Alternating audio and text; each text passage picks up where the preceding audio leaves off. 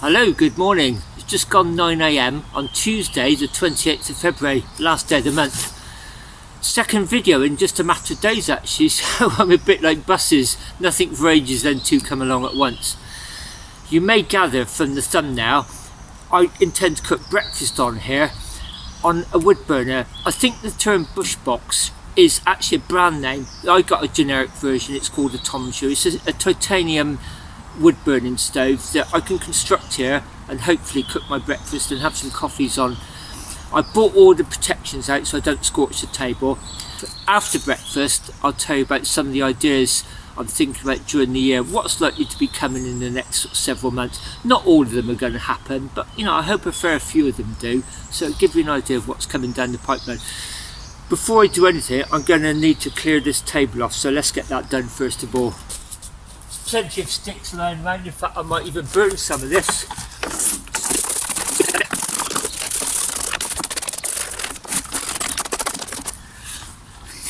Sped that up a little bit actually because a lot of these leaves have stuck. People clearly use this table for picnics because I can see a bit of debris over there. There's some orange peel which I think is acceptable to sling when you've eaten, but not beer bottles. And there's a can of beer over there, so I'll be picking those up when I finish and taking them back home with my own rubbish. Just a brief bit about the location. I'm 3.5 miles from my house that way. I've just ridden out through the 2 tunnel cycleway, which I live about 2 or 3 streets from. It runs alongside the old Somerset and Dorset Railway, so I've just joined that railway where it passed through Midford Station, went over Midford Viaduct that way, and that's where it splits into 2 lines. So this is the start of the double track, or going that way, the end of the double track. So if you've ever seen the film Titfield Thunderbolt, that opening scene where a train goes over a viaduct, that's just literally where that runner's going to run over in a second, and then you know, the theme of the film, the Titfield Thunderbolt train runs underneath it. So that's where I am. If you've seen my camping videos, you'll have seen this all before, but I'll just run through quickly what I bought out. First of all, I put a warmer jacket on because it has got a little bit colder the last few days. Foldable kneeling mat, but you can use it to sit on as well. That keep my backside warm. That's all my cooking utensils in there, washing up liquid, sweeteners for the coffee, that sort of thing. That's my little titanium wood burner. I'll show you that going together. My frying pan, the handle for it is in there. 2 pots and pans. There's J-cloths in there, a rubbish bag and a washing up sponge. My coffee, collapsible cup and a collapsible washing up bowl. Spatula for frying, plate for eating, chopping board. I've even bought a table, so I've got a table on a table, and I bought a load of wood from home. First things first, I'll just construct up the wood burner. Very lightweight, as you can see, and it comes in plate form. It's fairly easy to assemble. That's just an old baking tray from home I bring out. I've also got another heat protector to stop this table scorching. You can see it comes in plate form. There's 3 similar sides. One's different for the front, and these just like tongue and groove almost. They're going like that. So you've got a fairly flimsy 3-sided structure. You may see there's slots in each of these 3, and that corresponds with the base plate. That's where the fire is going to be. So that's going to be the front there, and these 3 tongues go into those slots. That's giving it a bit more structure, but it's still flimsy. This is probably the most awkward bit. This goes counterintuitively if you've got 2 down and 2 up, but it really does sort of bind the structure together. You just have to slightly twist it. It's so thin and supple, this material, it goes in quite easily. And that's it. It's now very, very solid on the bottom, a little bit flimsy at the top still. And you've got these 2 cross structures, literally just slot in the corners like that. And now you've actually got a pot holder on the bottom, but it also really does feel quite sturdy now. That really does feel quite good. As I said, this is a public picnic table and there's no way I want to damage it. I love the countryside, I don't want to come out and make it worse. So I've got my heat shield from one of my stoves. And then I'll put that on there for double protection, and it'll also catch any ash that comes out the bottom. Just manipulate it in a little bit. I'm fairly happy with that. It's fairly stable, and there's 2 layers of protection. I bought some wood from home, and there seems to be lots of rental properties around our way being extended, especially with loft conversions. So there's been loads of skips over the summer with all the excess wood from the loft conversions. So I've just been going around the skips and gathering all this free wood. So that's worked out well. And I've just chopped it and split it down at home. And I've got my trusty fire starting kit, so I'll show you how I'll go about that.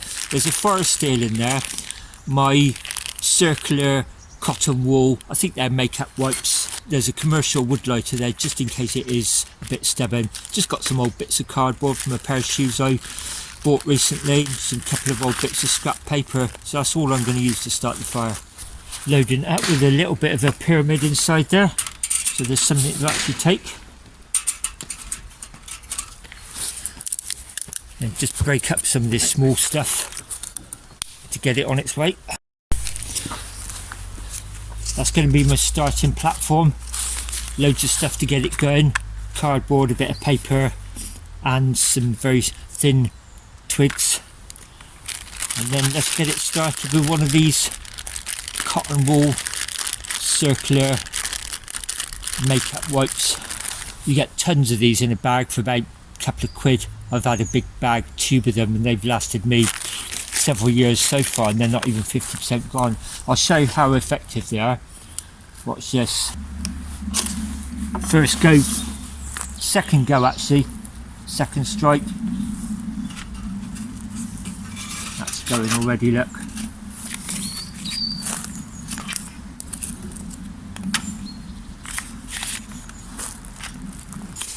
That's taking quite nicely. So I can pack all this fire starting kit away.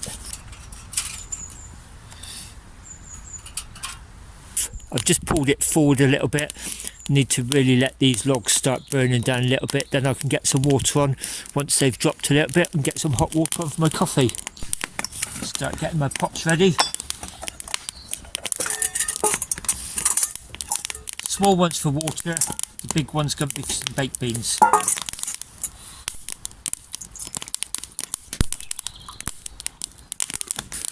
While I'm waiting for those logs to break down a little bit, I'll tell you what I've got. Baked beans, 2 slices of bread,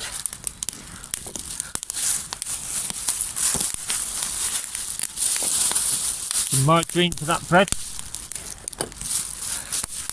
mushrooms, 2 hash browns, 2 bacons, 2 sausages. Those starting logs have just dropped, so I can get the water on, and then from now on I can feed this from the front. Some of these pieces of wood I cut from home, about the right thickness, they're just a little bit too long to get in the front, so I can just use that.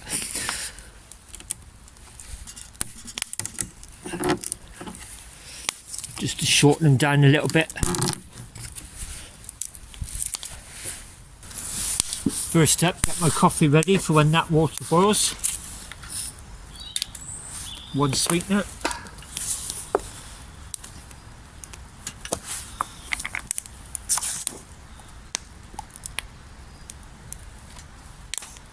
One strong coffee.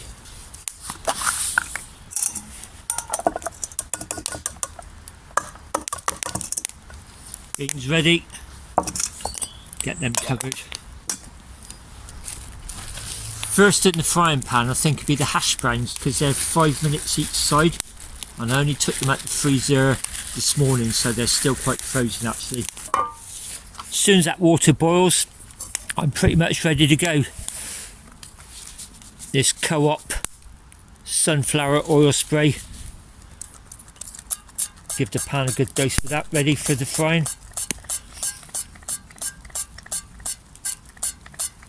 My trusty Trangia handle, because this one broke off several years back. I know it looks like I've got the kitchen sink here. In fact, there is even that washing up bowl at the back. I've just realised I've forgotten a crucial ingredient, ketchup. I meant to pick it up before I left and I forgot. I can tell by the sound the water's just about to boil, so I quickly need to get these mushrooms cut.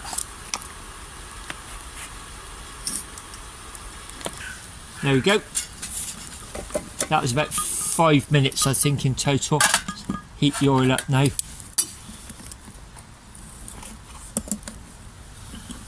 Oh, fry up without ketchup.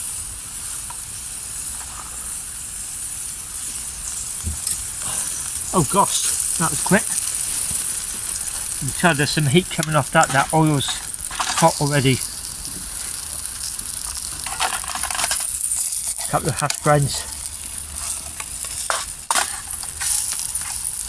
I'll get the sausages pricked and then on as well, I think.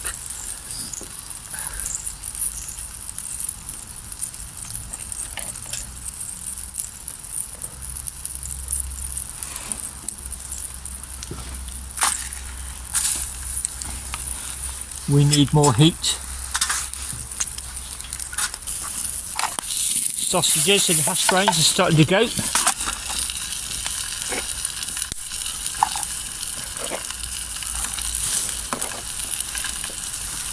Quickly just add a bit more oil, I think. They're looking a little bit dry.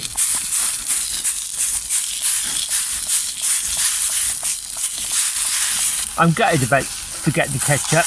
I thought I was quite well organised, but there's always something. I'll try and make up for it when I do my discussion about my upcoming plan.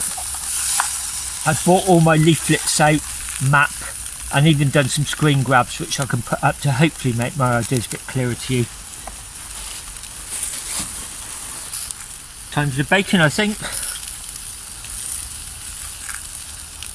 2 rashers.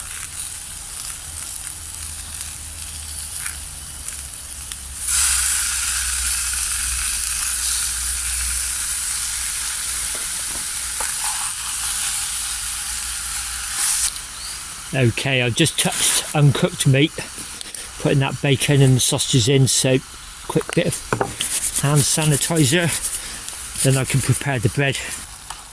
Oh, the hash browns are starting to look nice. Think I need to crank the fire up a little bit. Yeah. Just had to reload the stove with some wood, it was losing its heat. They're very hungry beasties, as you can see the firebox is not that big. While that's started to warm up a little bit, I can now get my bread and butter prepared.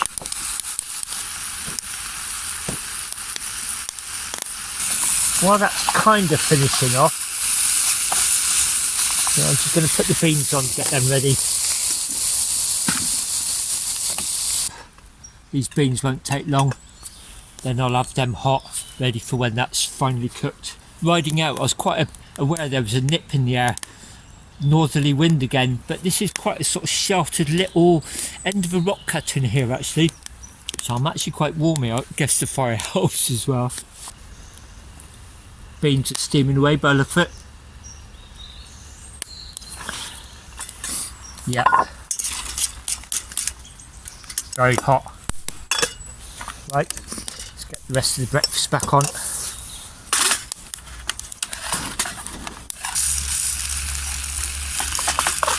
Almost ready, just a couple more minutes of the bacon I think. Right, yeah, that'll commence. Just soaked both the pots with soapy water. Got my hot water for my next coffee and the washing up on. My fry up breakfast, bread and butter, and the first of my 2 coffees, possibly 3. Perfect apart from one thing, I forgot the ketchup. You don't want to see me eat, so I'll talk to you once I've had my breakfast.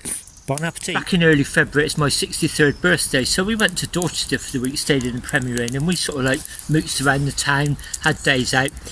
My birthday itself, we got the train to Morton, which is the next stop from Dorchester towards the Bournemouth direction, and we walked about 1.3 miles each way. We went to the village of Morton, where there's the Victorian Walled Garden, where we had a lovely breakfast.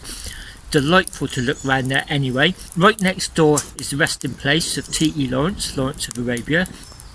We walked down to Morton Church, which The backstory is, it's basically Lawrence's funeral took place there in the 1930s, but in 1940 a stray bomb hit it and blew out the windows, the stained glass windows, and they took the next 50 years replacing them with these beautifully crafted etched windows, and we just spent ages in there just enjoying them. There were all these leaflets in there which had these children's activities, and it's really good fun. It made us look at the windows in a slightly different light, you know, through a child's eyes, and actually some of it was quite difficult to spot. It made you really look. I think we got something like about 73%, so it wasn't easy by any stretch of the imagination. Then on the way back to the station, I showed Linda probably one of the longest fords in the UK. I don't think many cars would get across there, possibly tractors would get across there.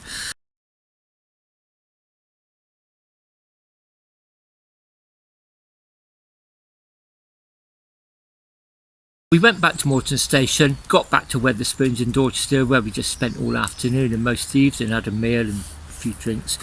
When we got back to Premier Inn, Kate, who was head of housekeeping, and her staff had decked all the room out beautifully with balloons and bunting for my birthday. There was all these little gifts, 2 bottles of Prosecco, some fudge, notebooks. Oh, it's just wonderful. And a card and a notebook. It was just so nice. And obviously I just cannot thank them enough. The gesture was fantastic and completely unexpected.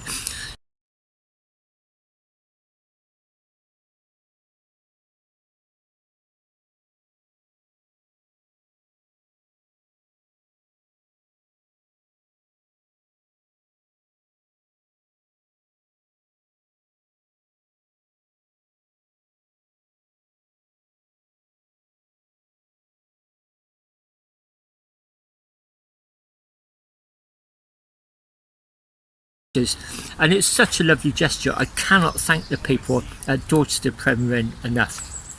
So looking forward to the rest of this year. I did mention in my last video I rode a 100-kilometre Audax event back in January, and I really enjoyed it. It's the first calendar event I've done for years. I really went off them for various reasons. I rode the Audax Club Bristol, and it really is a nice traditional old style event where the food was good. It's very friendly, wasn't too hyper competitive, it wasn't a big challenge. It just reignited my enjoyment for riding Audax events. I came away from that quite keen to ride some more events, and I've decided not to ride the longer ones because I don't want the challenges these days. If I want to do something like that, I'll ride DIYs. So I've entered 3 more 100-kilometre events, and I'm going to ride to and from them. They're quite local. So the first one is this weekend at Chippenham. That'll make it up to about 100 miles there and back. Then there's another one at the end of March, and then there's another one in May, and I may do a few more later in the year. So I've got back into Audax calendar events, but I really only intend to ride the hundreds as calendar events. So it's not competitive, it's not challenging, it's just traditional, nice and friendly. And the other thing I want to do, it'll be from about Easter onwards, I want to start doing some more champing, going a bit further afield. I think what I'm going to do is get a train from a local railway station, Oldfield Park in Bath. It goes directly to Worcester. It's a nice train journey as well, and then just do a circuit from there to a church and back the next day. There's one in Herefordshire and there's one in Shropshire I've got my eyes on, so it'll either be one of those or possibly both. Just had to blow the fire to get it reignited, so more champing definitely. There's one on the outskirts of Bristol which I saw Terry Hilbert ride there and do his first ever champing night, and it really caught my imagination. I could even get a bus nearby and walk there, or maybe do a long circuit on the bike and finish up there and have an easy ride back the next day. I don't know, but that's definitely on the radar now, thanks to Terry. But my main project for the year is a cycle tour in June. I'm starting from my hometown in Bath and I'm riding to York, and I'm going to stop at 16 thankful villages along the route. It'll be heading up through the Cotswolds, skirting around Birmingham, heading through Lincoln, over the Humber into Hull, and then going up the coast another 50 or 60 miles for 2 more, and then it will be turning westwards to York. And I've booked a travel lodge there for the final night, and then I'll get a train back to Bristol Parkway the next morning, and ride back from Bristol Parkway to my house, which is about 12-13 miles. I'll be visiting 16 thankful villages en route.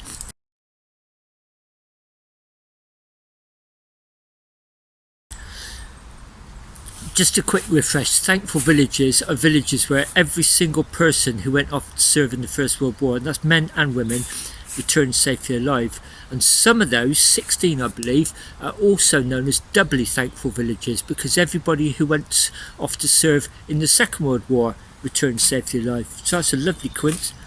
That's a remarkable coincidence. So if I put a map on the screen, you'll see they're randomly dotted around the country, but there are clusters.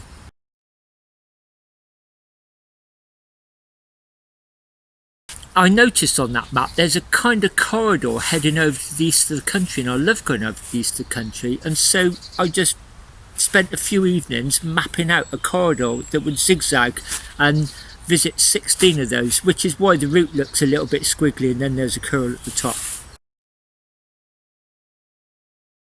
That's the main trip around about midsummer of June. But in the meantime, I've also been going off to do some of the outliers. I went to one in Dorset a while back.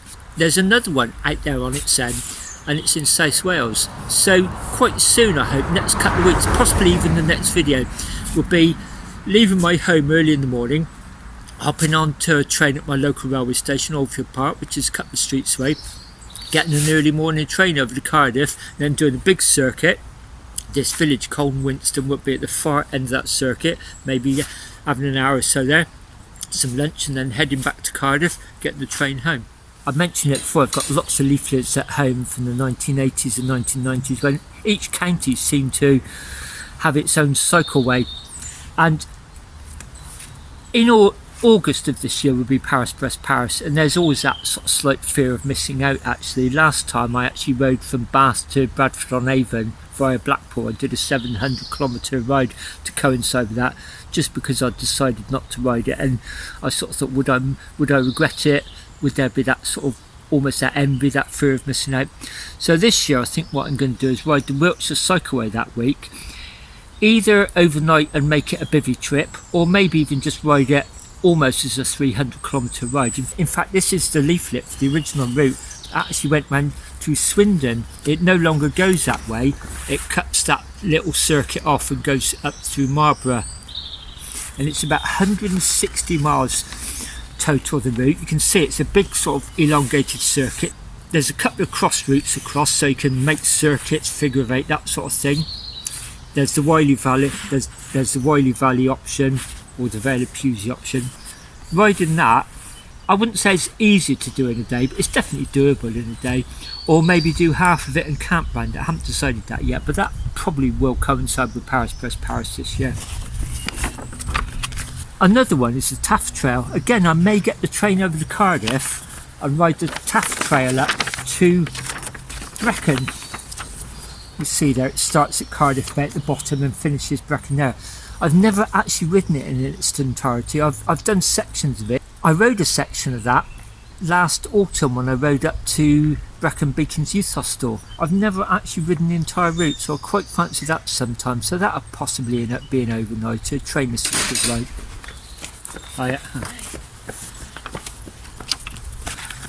And the other one is my Roman map. So this was Margreaves 45 I was camped along the other day.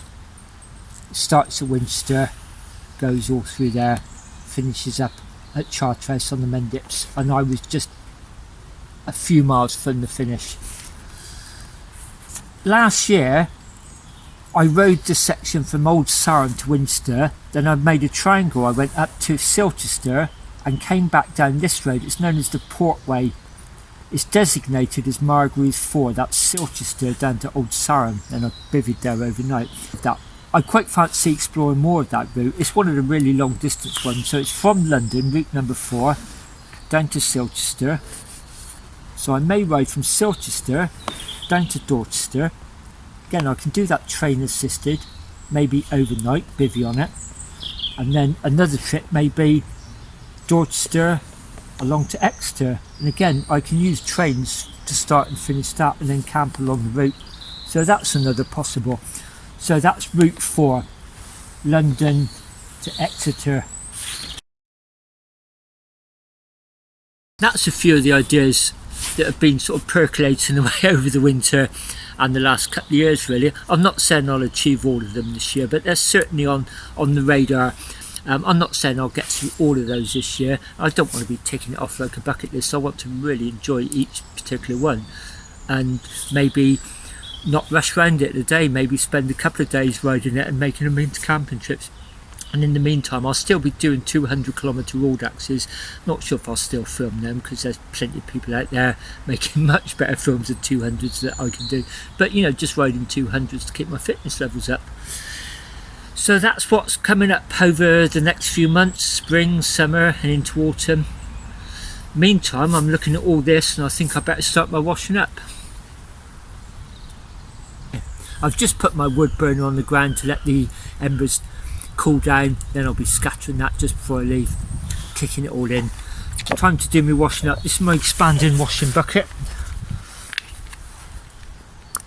Some detergent, and there's quite a bit of water left. There's the leftover water from the washing up. Just before I tread all the ashes in and scatter them, just douse it down with the remainder of my water.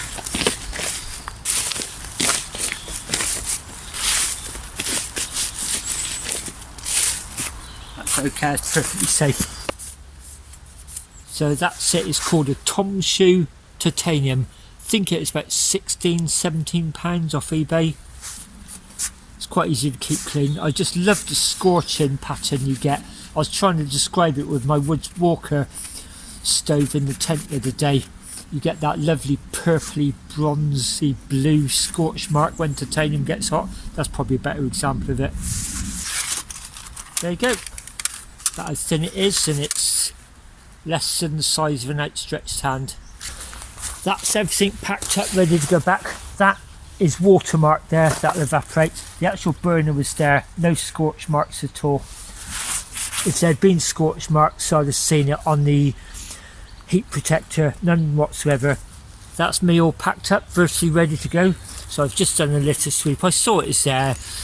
I'd rather people didn't leave rubbish, but I'm not going to rant about it. I'm taking rubbish with me. I'm happy to add theirs with mine. There's a bottle of that juice there, 2 bottles of cider by the look of it. I can just literally dump that in a couple of 100 yards along there. There's a bin outside the pub, and I can just put that in there so it don't spill into my rubbish when we would. Even take that home if it's necessary. It's coming up to midday. There's rain forecast this afternoon, so it's going to be quite satisfying to have the breakfast out here and then sit in and edit this film this afternoon looking out the window, seeing it rain. Before I go, welcome to all the people who've subscribed to this channel recently. If you haven't already subscribed, please do consider doing it. It really helps me out. Just hit that subscribe button below, and if you do want to be informed every time I release a video, if you hit the bell you'll get a drop down. In the meantime, thank you very much for watching. Look out for each other everybody. See you soon.